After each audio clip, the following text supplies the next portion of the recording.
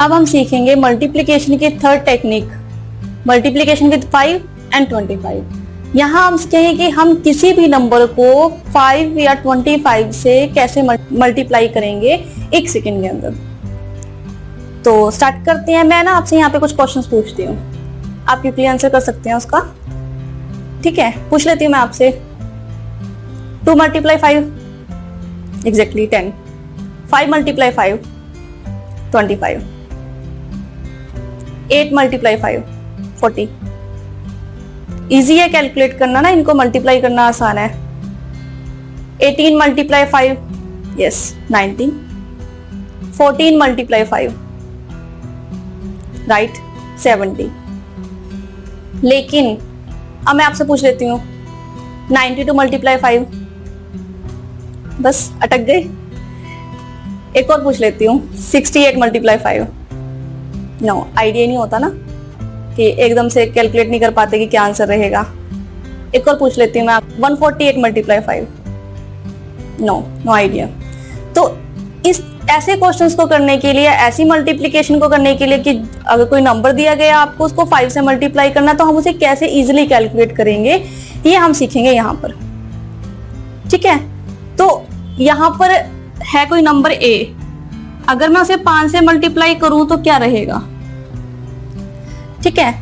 तो यहाँ पर a कोई नंबर है और उसको 5 से मल्टीप्लाई करना है।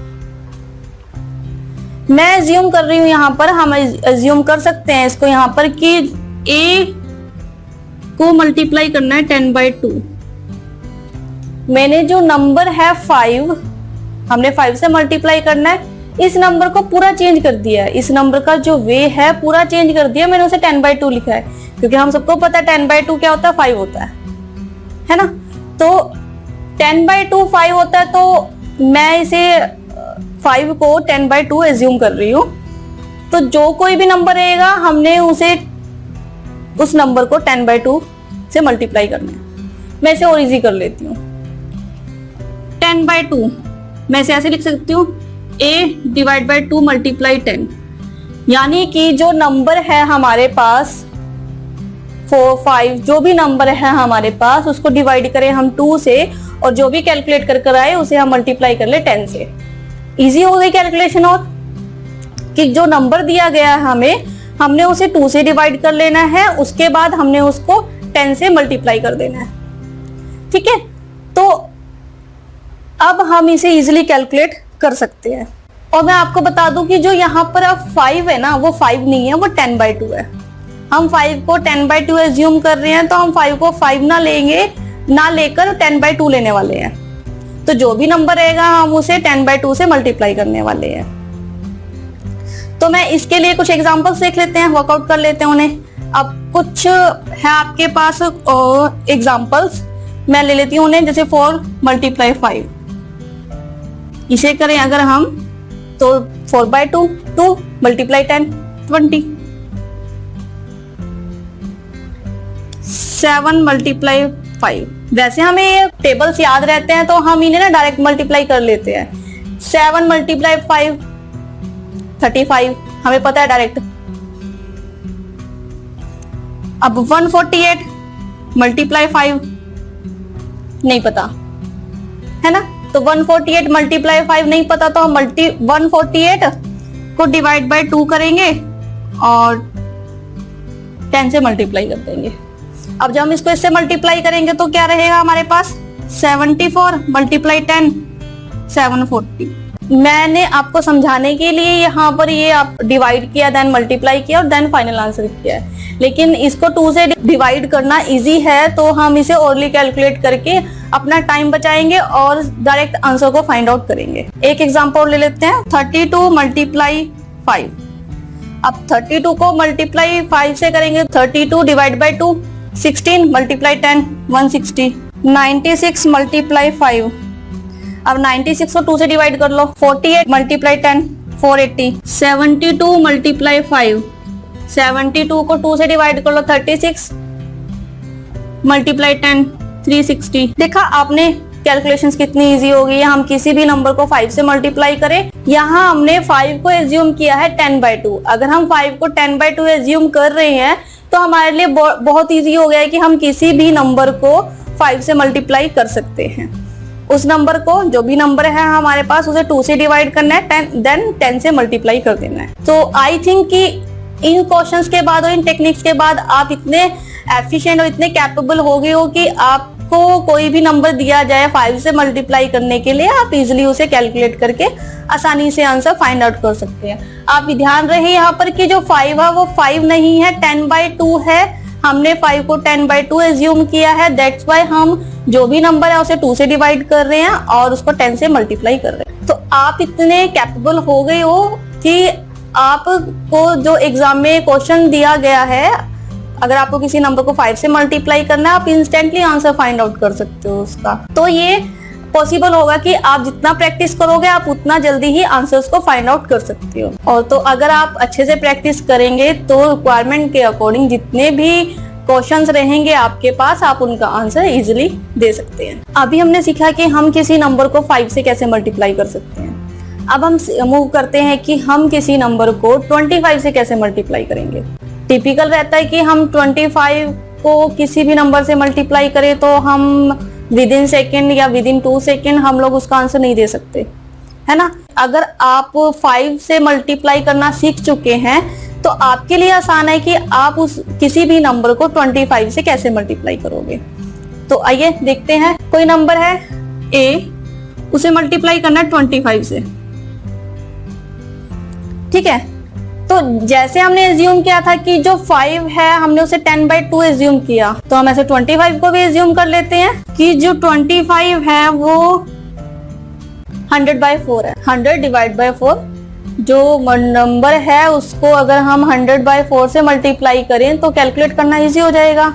मैं इसे इस तरह से लिख लेती हूँ कि जो नंबर है उसका हम 1/4 करें और जो भी 1/4 कर आएगा उसको हम 100 से मल्टीप्लाई कर दें, तो हमारे पास जो कैलकुलेशन रहेगी या जो आंसर रहेगा वो इजीली हम लोग फाइंड आउट कर सकते हैं। ये जो तरीका है ना, मैं ये नहीं कहती कि आपके लिए बड़ा आसान हो जाएगा।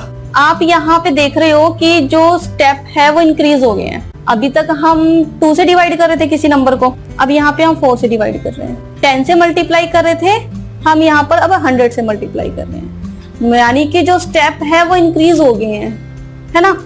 तो ये जो तरीका है आपको कैलकुलेशन करने का बड़ा इजी हो जाता है। फास्टर तो ठीक है, जब आप प्रैक्टिस करेंगे तो फास्ट भी हो जाएंगे, लेकिन जब आप इस तरह से नंबर्स को जो जिस नंबर से मल्टीप्लाई करना है 5 से या 25 से, अगर आप उसको इस वे में लिख लेते हो तो जो आपके पास तरीका है बड़ा आसान हो जाता है और आप बड़े इजीली आंसर्स को कैलकुलेट कर लेते हो। तो जो ये तरीका है आपके स्टेप्स को बड़ा कंफर्टेबल कर देता है। मैं ये नहीं कहती कि आप फास्टली क्वेश्चन को अटेम्प्ट कर लोगे, लेकिन जो आपका तरीका, आपका जो क्वेश्चन रहेगा बड़ा इजीली सॉल्व हो जाएगा। हाँ, आप प्रैक्टिस के साथ साथ फास्ट भी हो जाओगे। हम यहाँ पे कुछ एग्जांपल्स करके देख लेते हैं जिससे कि जो एक मल्टीपल है विद 25 हम उसे कर सके। मैं एग्जांपल ले लेती हूँ कि हम 8 को मल्टीप्लाई कर रहे हैं 25 से। जैसे अगर आप डायरेक्टली इसे मल्टीप्लाई करो तो 8 25 को 8 से मल्टीप्लाई करें तो 200 डायरेक्टली पता हम लोगों को। लेकिन अगर नहीं पता इस केस में तो 8 को डिवाइड कर दो 4 से। अब जो डिवाइड करके आएगा 8 को 4 से डिवाइड करेंगे तो 2, और 2 को 100 से मल्टीप्लाई कर दो 200। इजी हो गया ना। 8/4 मल्टीप्लाई 100, 2 मल्टीप्लाई 100, 200। तो आपके लिए ये कैलकुलेट करना और इजी हो गया। मैं एग्जाम्पल और कर लेते हैं। 36 मल्टीप्लाई 25 नहीं पता। 36/4 9 मल्टीप्लाई 100 900। देखा, हो गया ना इजी। Next 72 multiply 25। अब 72 divide by 4, 72 divide by 4 18 multiply 100 1800। एक एग्जांपल और कर लेते हैं। 44 मल्टीप्लाई 25, 44 डिवाइड बाय 4 11 मल्टीप्लाई 100 1100। ठीक है, आप देख रहे हैं इस तरह से जो भी हमारे पास मल्टीप्लाई 5 से करना है या 25 से करना है, हमारे लिए बड़ा इजी हो गया मल्टीप्लाई करना, और हम क्विकली उस चीज को एक्सेस करके कैलकुलेट करके हम आंसर्स को फाइंड आउट कर सकते हैं। अब यहाँ पे बात आती है कि अभी तक तो जितने एग्जाम्पल हम लोगों ने करे, जो 5 पे जब 5 से मल्टीप्लाई कर रहे थे, तो जितने भी एग्जाम्पल हम लोगों ने लिए थे वो सारे 2 से डिवाइड हो रहे थे, है ना, 2 के मल्टीपल्स से वो सारे के सारे।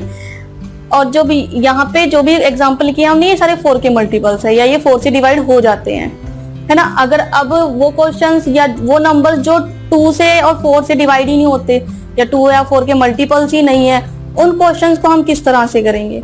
उनको भी हम इसी तरह से करेंगे जिस तरह से हमने इन क्वेश्चंस को किया है। तो जो नंबर 2 से और 4 से डिवाइड नहीं होते, मैं उनका कुछ एग्जांपल्स ले लेती हूँ यहाँ पे। जैसे कि है 25 को 5 से मल्टीप्लाई करना हो तो क्या रहेगा? अब जब 25 को 2 से डिवाइड करेंगे तो 12.5, 12.5 को 10 से मल्टीप्लाई करें तो 125। नेक्स्ट मैं ले लेती हूँ 33 मल्टीप्लाई 5। अगर हम 33 को डिवाइड करें 2 से तो क्या आएगा हमारे पास? 16.5। 16.5 को 10 से मल्टीप्लाई करें तो 165। देखा आपने कितना इजी है इसे कैलकुलेट करना। मैंने एक और एग्जांपल ले लेती हूँ 97 मल्टीप्लाई 5। 97 मल्टीप्लाई 5, अगर हम 97 को डिवाइड करें 2 से तो ये आएगा 48.5। 48.5 मल्टीप्लाई 10, 485। देखा, सेम मेथड हम लोग यूज कर रहे हैं, या सेम कॉन्सेप्ट हम लोग यहाँ पर यूज कर रहे हैं, और जो भी कैलकुलेशंस है बड़ा इजी है उन्हें फॉलो करना। तो मैं यहाँ पर कुछ एग्जांपल ले रही हूँ जिन्हें हम मल्टीप्लाई करेंगे 25 से। 86 मल्टीप्लाई 25। अब यहाँ पे जो 86 है ये 4 का मल्टीपल नहीं है, या ये 4 से डिवाइड नहीं होता, तो हम इसे डिवाइड कर लेते हैं। सेम मेथड से यूज करेंगे कि जो भी नंबर हम उसे 4 से डिवाइड करेंगे, डेसिमल्स में आएगा हम लोगों के पास आंसर, और जो भी आंसर रहेगा हम उसे 100 से मल्टीप्लाई करेंगे। अगर हम 86 को 4 से डिवाइड करें तो हमारे पास आएगा 21.5। 21.5 को अगर हम 100 से मल्टीप्लाई करें तो हमारे पास आएगा 2150। मैं एक एग्जांपल और ले लेती हूँ 106 मल्टीप्लाई 25। अब 106 भी 4 से डिविजिबल पूरा नहीं होता, एग्जैक्टली डिवाइड नहीं होता है ये 4 से। अगर मैं इसे 4 से डिवाइड करूं तो ये भी डेसिमल में जाएगा, तो अगर इसे डेसिमल में कैलकुलेट करूं तो ये आएगा 26.5। 26.5 को अगर मैं 100 से मल्टीप्लाई करूं तो 2650। अब 2650 106 को 25 से मल्टीप्लाई करके आया। मैं एक एग्जांपल और ले लेती हूँ यहाँ पे 37 मल्टीप्लाई 25। 37 को डिवाइड करें अगर हम 4 से तो हमारे पास आएगा 92.5। 92.5 मल्टीप्लाई 100 9250। तो देखा आपने कि हम जो भी नंबर 5 को, अगर हम किसी नंबर को 5 और 25 से मल्टीप्लाई कर रहे हैं, तो अगर हम उसे दूसरे वे में लिख लें, अगर 5 को 10/2 और 25 को 100/4 एज्यूम कर लें, तो हमारे लिए जो भी मल्टीप्लिकेशन रहेगी बड़ा इजी रहेगा। तो हमने यहाँ पर सीखा कि हम किसी भी नंबर को 5 और 25 से कैसे मल्टीप्लाई करते हैं। अब हम मूव करेंगे मल्टीप्लिकेशन की नेक्स्ट टेक्निक्स की तरफ।